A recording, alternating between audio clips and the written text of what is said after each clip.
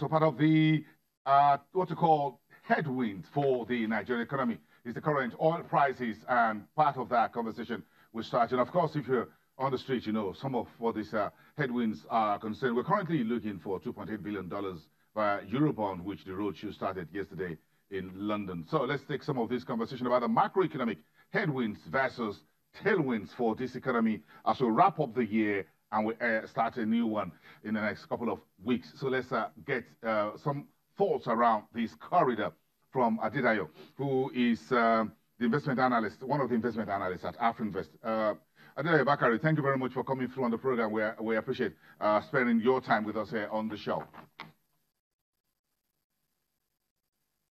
Thanks for having me, Bosen. Okay, thank you very much. So, very simple question. How easy or difficult do you think it is for us at the moment to balance our headwinds against the tailwinds? Okay, so things are a little bit tough across almost all fronts for the Nigerian economy currently. Some of the the biggest gains we've seen this year has been a recovery in oil production and oil prices, which rallied to about above $80 per barrel. But we've seen that lately that although oil prices have held up to about 2.1 billion consistently in Q3, oil prices are down to around $65 per barrel now. And in terms of when you look at it within the context of Nigeria's external position in terms of our current account balance and also the desire to ensure that the exchange rates are stable, then that is a major source of concern for us. As well, the economy is still fragile, although Q3 numbers are not out yet. Some of the earnings releases, which give a bit of an insight into the performance of companies in Q3 were a bit mixed. So while you saw some good earnings in some big banks, for instance, you see that there are still pressures in consumer goods. So across almost all fronts, the situation is tough and requires a delicate balance. Delicate balancing. So one of the if you're looking at the economy, one of the key indicators you're looking at, what you call the anchor, is the budget. How do you think the next year's budget is blinking already? Because these low oil prices we just got into this bear territory is all about the contracts in the first few months of next year, which will be a very critical year for the country, not just on the economic side, but on the political front as well. Okay. The recent slump in oil prices we've seen, it's a key downside for the 2019 budget. From what we've seen so far from the budget ministry, we are aware that the oil price assumption is going to be set at $60 per barrel, and oil production assumptions is going to be around 2.3 million barrels per day, while the exchange rate will remain unchanged at 305. Now the major concern is really about the oil prices. So that is anchored around $60 per barrel, which currently is trading about $65 per barrel, and future prices are currently also also down, at least into a few months in 2019. So I think the good thing about it is we still have room to make all these adjustments even before the budget is passed. So the budget is yet to be sent to the National Assembly, and before then we think the budget ministry might want to be a bit more conservative in its oil price estimates. And also the National Assembly, we are aware that National Assembly also tries as much as possible to look at what is going on in the oil market, before approving the oil price assumption. So we believe it's something that can still be adjusted. Similarly, we know that developments evolve rapidly in the global oil market, and with OPEC and say Russia, for instance, set to meet in December, in the first week of December, we'll have a bit more clarity on the direction of oil prices, if eventually they would further cut oil production by about 1 million barrels per day, which is in the news currently. Then we'll have a bit more clarity on that and to know our situation against next year. For oil production, we are optimistic that oil production, which is at about 2.1 million barrels per day now, should inch up to about 2.3 million barrels per day, including condensates in 2019. So that's a bit of a positive for the federal government.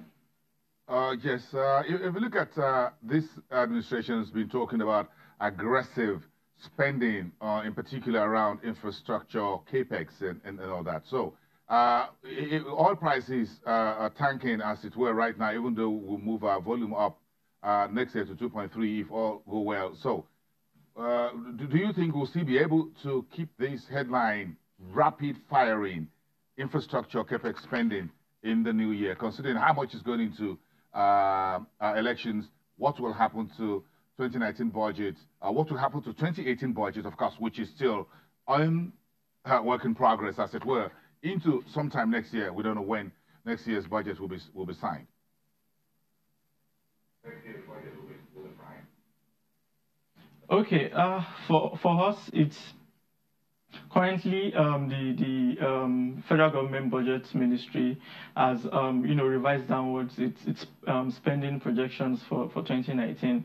So we did about around the estimate for 2018 is around 9.2 trillion. They revised that a bit by about 400 to 500 billion. For us, we've always said the FGN sets ambitious spending plans, which the revenue realities cannot really accommodate. So in 2017, we did about 2.6 trillion naira in total revenues for FG, and in 2018, while we are optimistic that there will be a modest growth, that still would not keep up with the pace of expansion the budget ministry had anticipated. So in 2019, we believe the revenue challenges will continue, and especially as the non-oil tax collection is still very weak. So in that regard, the gains you will see might not be able to match up to the big plans that the budget ministry has for 2019. So for us, we think the next year's budget, the government will continue to go into the domestic debt market and into the external debt market to continue to source funding to fund its capex. But overall, in 2019, we expect that given the budget cuts we've even been seeing to finance the 2019 elections, we will see more or less a moderation in capex. As well, we are aware that recurrent expenditure is inching upwards.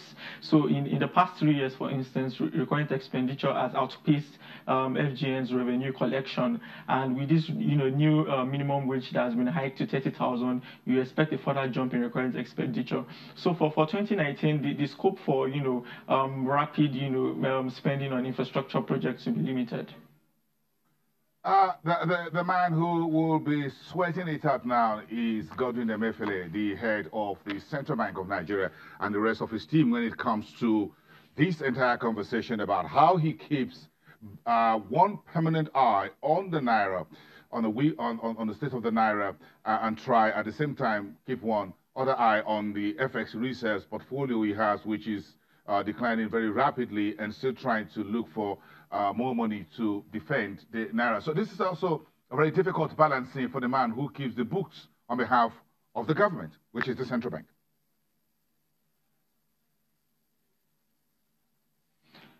Absolutely, that is a big issue. We are aware of the increase in foreign portfolio outflows, especially since starting in Q2, Q3, and even up to Q4 now. In the past month alone, in October, the foreign reserves, balance of the CBN declined by about over $2 billion. So clearly, that is an area of concern, and the CBN continues to intervene in the various currency markets to defend the naira. In particular, a way in which we've seen that the CBN is trying to manage currency demand is in the retail end of the market, where the CBN has kind of moved rates from 330 naira to $1 to about 360 naira to $1 now to slow down the decline in foreign reserves. But as we are aware, in October, between October, November, and December, when the political season will get into full gear with the campaign season beginning, you expect that as things evolved, investors might be a bit more jittery and want to pull out more funds from the market. But one upside we see for the CBN currently is that the federal government is going into the Eurobond market to get around $2.8 billion to fund its finance to finance its capex.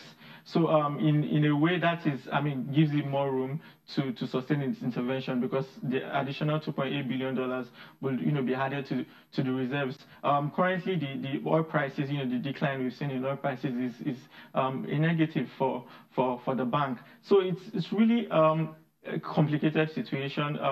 Do we adjust rates or keep rates stable by reducing the foreign exchange rate, foreign reserves further? So for the monetary policy Apex Bank, we believe it's a very tight situation now, and the situation will likely worsen in November.